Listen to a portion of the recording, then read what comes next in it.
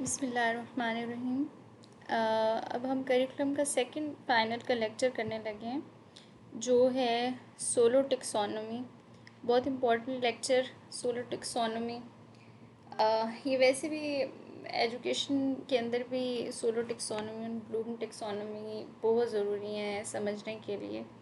इसको हम इसका ब्रीफ इंट्रोडक्शन देखेंगे। सोलो टेक्सोनोमी का जो मकसद है वो क्या है। It makes learning visible for the learner. तो सोलो टेक्सोनोमी यही देखा जाता है, making learning visible to the learner. इसकी डेफिनेशन अगर हम देखें तो सोलो बना हुआ है किस चीज़ से, किस चीज़ की एब्रीवेशन है इसके अंदर। Solo stand for structure of observed learning outcomes is a model of learning that helps develop a common understanding and language of learning that helps teachers and students understand learning process. Solo taxonomy में actually ये model क्या बताता है, ये understanding level बताता है कि teacher के लिए इसलिए हेल्पफुल होता है कि टीचर को पता चलता है कि कौन से अंडरस्टैंडिंग लेवल के ऊपर बच्चा खड़ा है, और ये बच्चे की अंडरस्टैंडिंग लेवल का बताता है कि बच्चे की लर्निंग प्रोसेस किस तरीके से हो रहा है, बच्चे कौन से लेवल के ऊपर। सोलो टेक्सोनोमी के एक्चुअली 5 लेवल्स हैं, तो हम उनको स्टेप बाय स्टेप पढ़ेंगे कि कौन से लेवल तक बच्चे की लर्निंग हो चुकी है, नेक्स्ट हमने कहाँ जाना है। टीचर्स को भी ये गाइडलाइंस मिलती हैं, फीडबैक मिलता है, और स्टूडेंट को भी पता चलता है कि उसको किस हद तक वो कौन से लेवल पे, कौन से प्रोसेस पे सोलो टेक्सोनोमी में पहुंच चुका है। तो this model describe levels of increasing complexity in the understanding of subjects, यानी कि हम इस मॉडल के तहत इंक्रीजिंग कॉम्प्लेक्सिसिटी की तरफ जाते हैं, मतलब सिंपल टू कॉम्प्लेक्स की तरफ जाते हैं, कंक्रीट टू एब्स्ट्रैक्ट की तरफ जाते हैं। चीज़ों को मतलब स्ट्रक्चर्ड वे में सिंपल टू कॉम्प्लेक्स की तरफ पढ़ते हैं। पहले थोड़ी चीज़ों को, एक कॉन्सेप्ट को, दो कॉन्सेप्ट्स को, फिर आपस में उनको रिलेट करके यूँ कॉम्प्लेक्सिटी की तरफ ये मॉडल हमें लेके जाता है। तो कॉम्प्लेक्सिटी ग्रो करती है from surface to deeper conceptual. Surface to deeper conceptual means ये जो सोलो टेक्सोनोमी है ना, इसके 5 लेवल्स होते हैं। जो ऊपर वाले 3 लेवल्स हैं, जिनको भी हम 1 बाय 1 डिस्कस भी करने वाले हैं, तो वो जो स्टार्ट के 3 लेवल्स हैं they are called surface levels, और जो लास्ट के 2 हैं उनको डीपर कॉन्सेप्चुअल लेवल्स कहा जाता है। तो ये कॉम्प्लेक्सिटी इस तरह सरफेस टू डीपर एक्सटेंड होती है। Understanding through SOLO levels. SOLO versus blooms.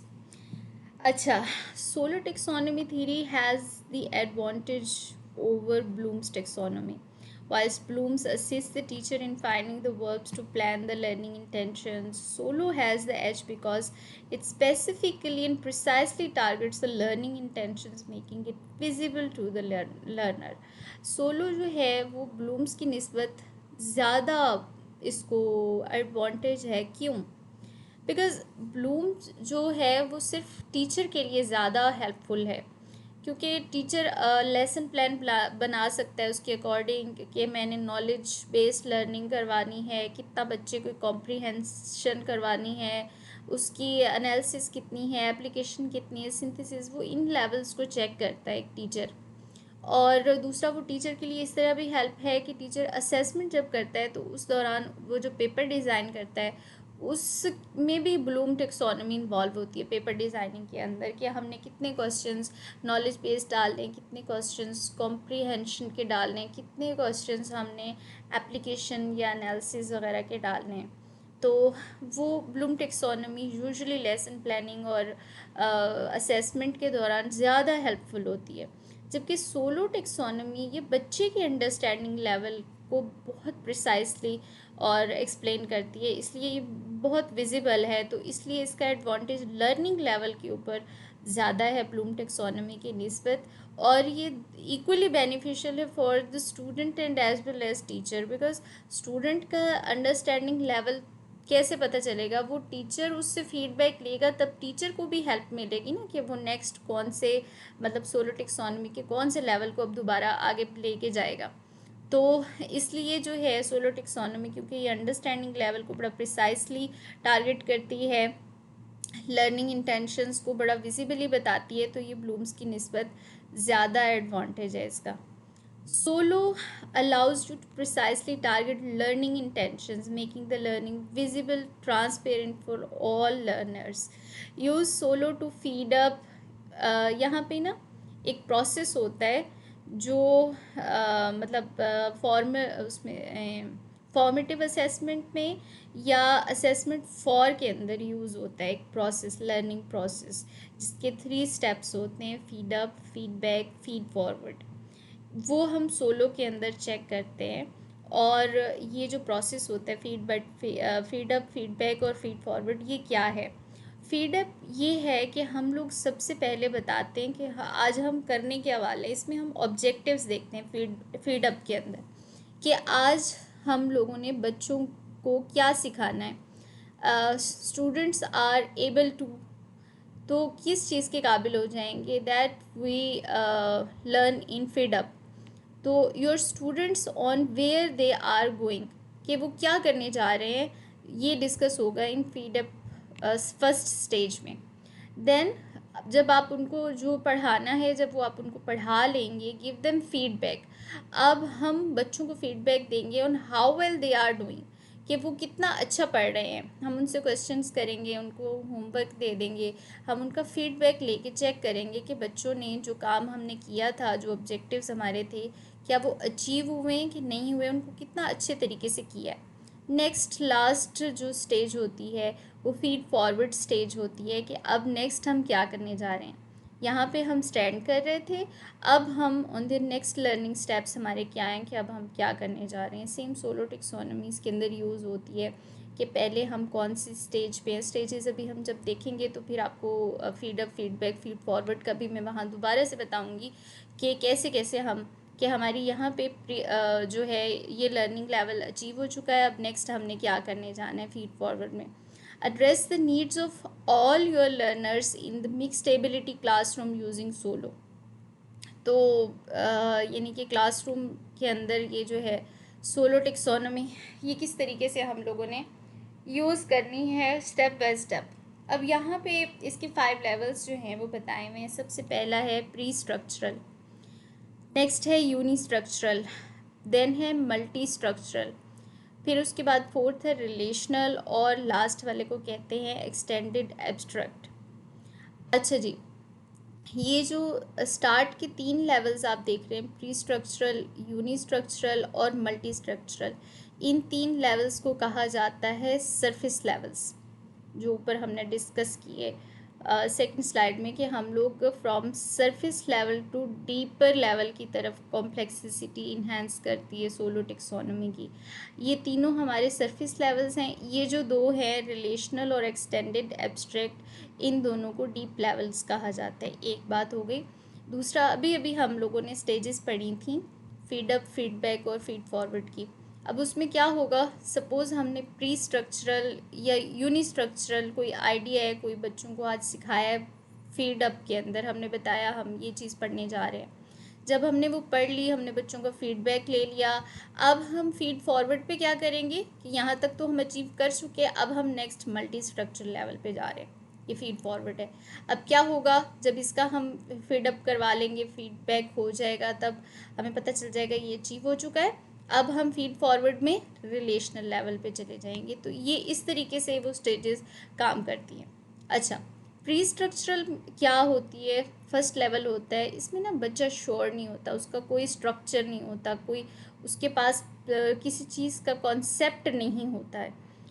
एक रैंडम सी, एक जैसे फेड पिक्चर होती है ना, यहाँ प्री स्ट्रक्चरल लेवल पे वो होता है। यूनी स्ट्रक्चर में I have one idea about this subject, कि कोई भी चीज़ है, कोई भी टॉपिक है, कुछ भी आप दुनिया को कोई भी चीज़ ले लें, उसके ऊपर कोई एक बात वो बच्चा जानता होगा या आपने उसको बताई होगी, ये सिर्फ एक उस चीज़ की साइड वो जानता होगा, तो ये यूनी स्ट्रक्चर कहलाएगा। जब वो बच्चा उस टॉपिक के ऊपर बहुत सारी चीज़ें जानता है, उसने उस सब्जेक्ट से रिलेवेंट बहुत से आइडियाज़ ले लिए, आई have several ideas about this subject, तो वो स्टेज होगी मल्टी स्ट्रक्चरल। अच्छा, बहुत सारे आइडियाज़ हो गए, यहाँ पे एक आइडिया था, यहाँ पे कोई आइडिया नहीं था। अब वो आइडियाज़ तो हो गए हैं, लेकिन उनके दरमियान देखिए कोई कनेक्शन नहीं है, कनेक्शन मिसिंग है। तो रिलेशनल के अंदर हम उन आइडियाज़, जो हम बहुत सारे आइडियाज़ जानते हैं, उनके बीच में रिलेशन को भी अंडरस्टैंड करेंगे। तो relational, I can link my ideas together to see the big picture.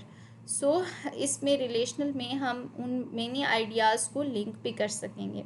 और लास्ट में हम देखेंगे एक्सटेंडेड एब्स्ट्रैक्ट, यानी कि ये वो लेवल है। अब आपने सारे उस, कोई एक टॉपिक है, अब हम आगे जैसे जैसे फर्दर इसको पढ़ेंगे तो मैं कोई साथ में एग्जांपल भी ऐड करूँगी ताकि और ज़्यादा अच्छे से समझ आ जाए।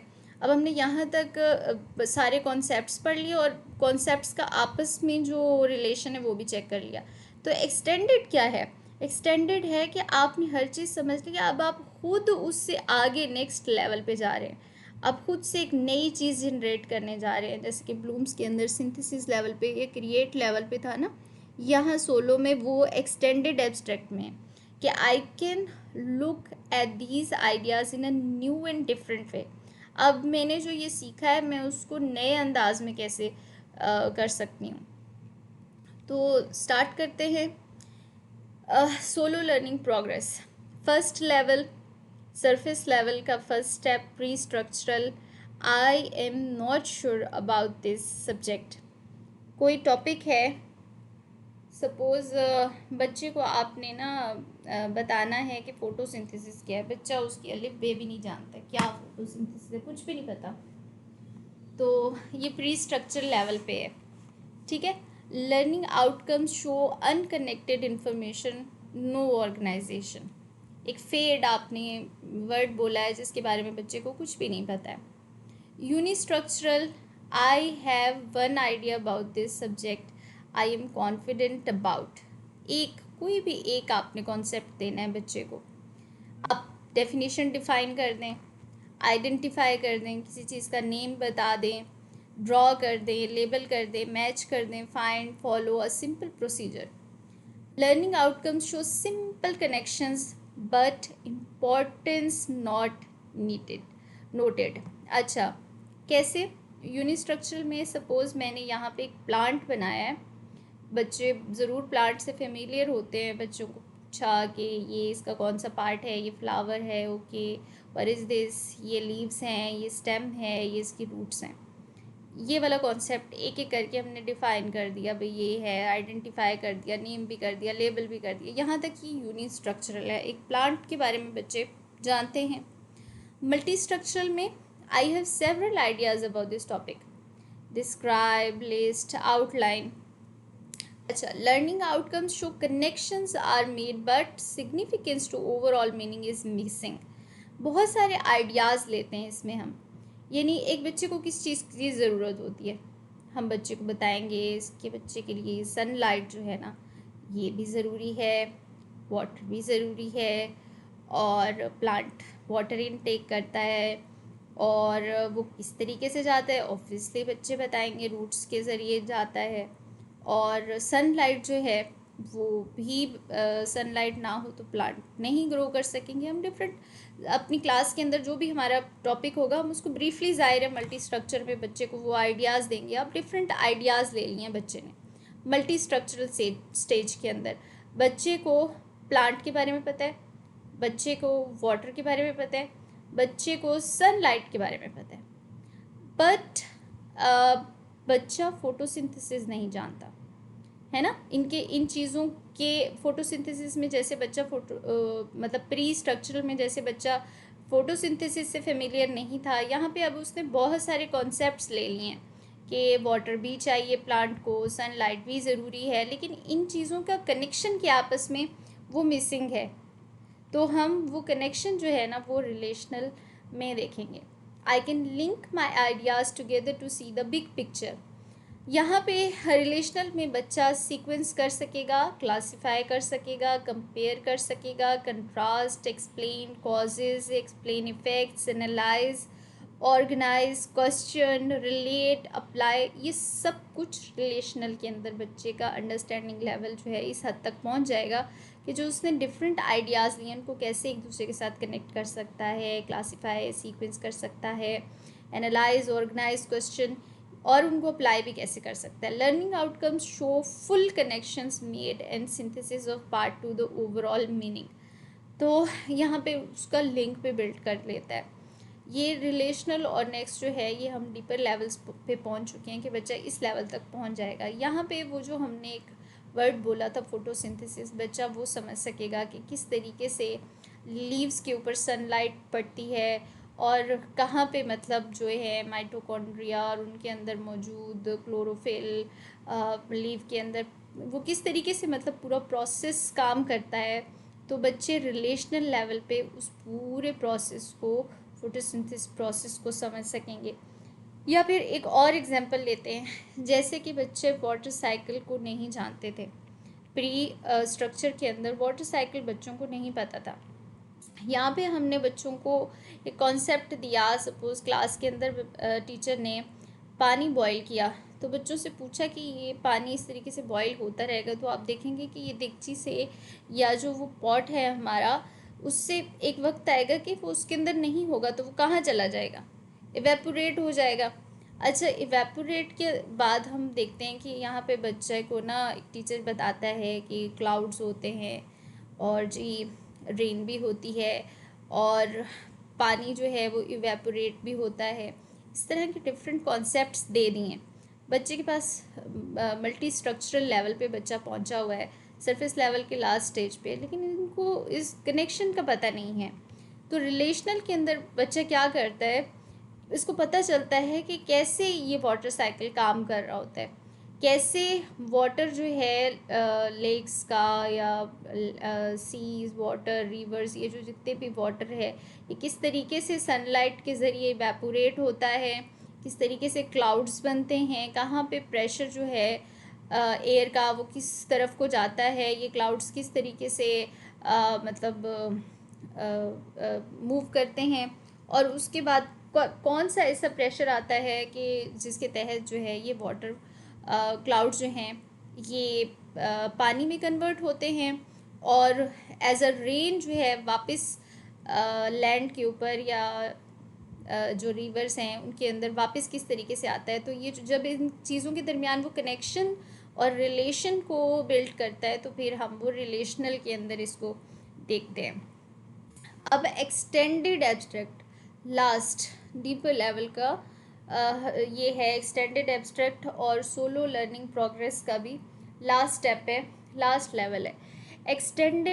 एक्सटेंड मतलब बहुत ज़्यादा दूर तक, जैसे कोई चीज़। एब्स्ट्रैक्ट मतलब हाइपोथेटिकल थिंकिंग लेवल पे कोई चीज़ बढ़ जाना, मतलब किसी चीज़ को नेक्स्ट लेवल पे खुद से मतलब कोई चीज़ को जनरेट करना। I can look at these ideas in a new and different way. बच्चे को फोटोसिंथेसिस तो आ गई, अब अगर वो बच्चा एक प्रोजेक्ट बनाए फोटोसिंथेसिस से रिलेटेड, जिसमें वो कोशिश करे कि कार्बन डाइऑक्साइड जो है ना वो कम इन्वायरमेंट के अंदर जाए, तो मतलब लॉस जो है ना वो कम हो, यानी ऑक्सीजन ज़्यादा हो, ताकि ना हमारा जो है इकोलॉजिकली ना ये बेनिफिशियल हो। तो बच्चा अगर इस लेवल पे जाके कोई प्रोजेक्ट डिज़ाइन करता है या उसी फोटोसिंथेसिस लेवल के अंदर अपनी तरफ से कोई न्यू चीज़ ऐड करता है कि हम इस तरीके से इन्वायरमेंट पोल्यूशन को सही कर सकते हैं, अगर हम ये प्रोसेस को इस तरीके से करवा जाए, तो इस लेवल पे जाके ना बच्चा कहलाएगा कि बच्चा एक्सटेंडेड एब्स्ट्रैक्ट लेवल पे, वो खुद से कोई नई आइडिया, कोई नई चीज़ क्रिएट करने वाले लेवल पे। यहाँ पे जनरलाइज कर सकता है, प्रिडिक्ट कर सकता है, इवेलुएट कर सकता है। मतलब बच्चा इस हद तक उस चीज़ को अच्छे तरीके से अंडरस्टैंड कर चुका है, वाटर साइकिल को या फोटोसिंथेसिस को या किसी भी चीज़ को, कि वो जनरलाइज भी कर सकता है, अप्लाई कर सकता है, प्रिडिक्ट कर सकता है कि इन चीज़ों के अंदर अगर हम ये चेंजिंग्स लेके आएँ तो हम ये नई चीज़ बना सकते हैं। अगर कोई चीज़ बनी हुई है तो उसको इवेलुएट भी कर सकता है कि इसने ठीक बनाई है क्यों नहीं, क्योंकि वो उसको खुद को हर लेवल से उस चीज़ की अंडरस्टैंडिंग वो जानता है।